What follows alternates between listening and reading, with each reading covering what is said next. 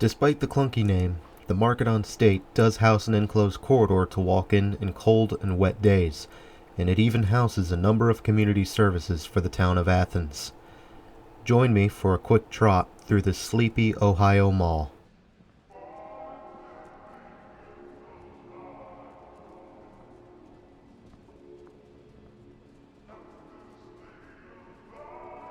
Originally under the name University Mall, the Market on State opened in 1981, spearheaded by the likes of Elder-Beerman, of all stores. Beerman Realty would open the mall, signing on JCPenney, Kmart, Goodies, and, obviously, Elder-Beerman. The mall would end up being a direct competitor to the Athens Mall down the road, which did manage to keep up for a time. However, the Athens Mall would eventually face reality and a demalling operation in 2004.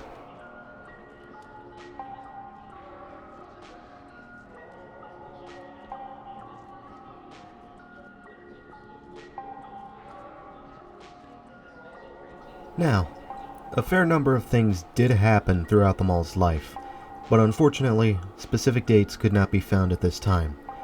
JCPenney would have fled the mall early on, but the space would be addressed, getting filled in by a Tractor Supply, and the mall entrance getting covered up by a children's play area.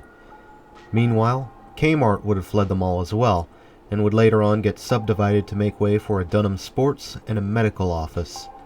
And finally, Elder-Beerman would depart the mall, likely closing shop due to company-wide liquidation. Meanwhile, Goodies would serve as a junior anchor, but would depart the mall for a time to join the Athens Mall of all places, before closing altogether. However, it did come back to the market before getting rebranded as Gordman's. Car Show.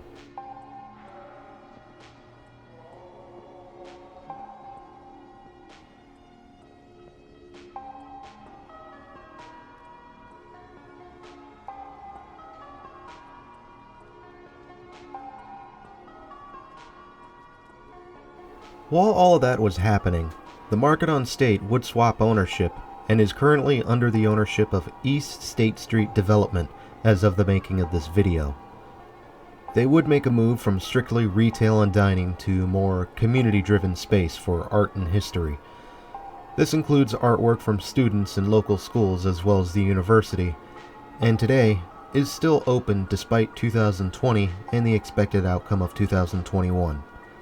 A testament for a mall that may have been forgotten by the rest of the nation, but is still remembered by its community.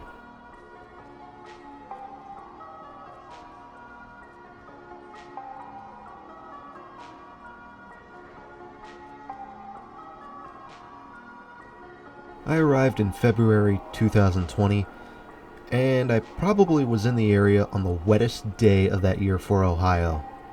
In fact, it even got cold enough to start sleeting while I was here. If you listen very carefully in some parts of the video, you can hear the sleet bouncing against the roof. It was a lot louder in person, trust me. As for the mall itself, though, I had a feeling when I found out about this place on maps, and I think I did good in trusting my gut to go to this place. The market looks great, in my opinion. The floor tiles harken back to an older era of the mall, while some of the stonework along the support columns and the planters look more recent. Overall, I would call this mall kind of adorable.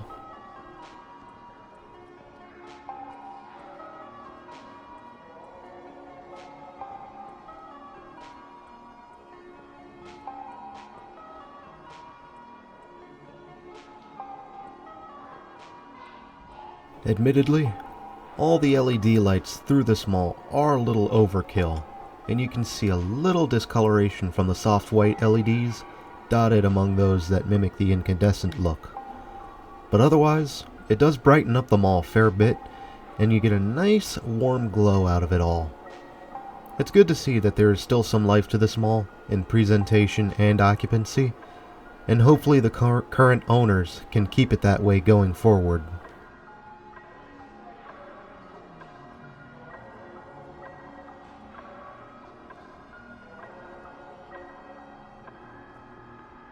I would like to talk more about this mall, but we are already near the end.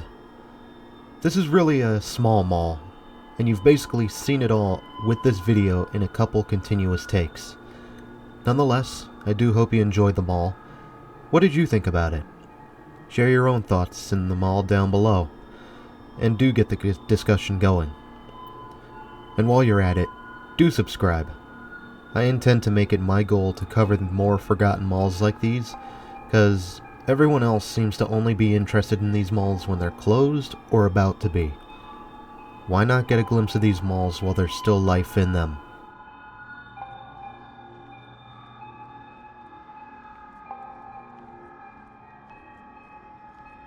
Additionally, if you grew up in the area, why not talk about the relation between this mall and the Athens Mall down the road? Did the market play a direct role in demauling the Athens Mall, or was it just doomed from the very beginning? I am curious to know about the mall that got away from us. Perhaps someday I could rebuild it in a virtual space. You may never know.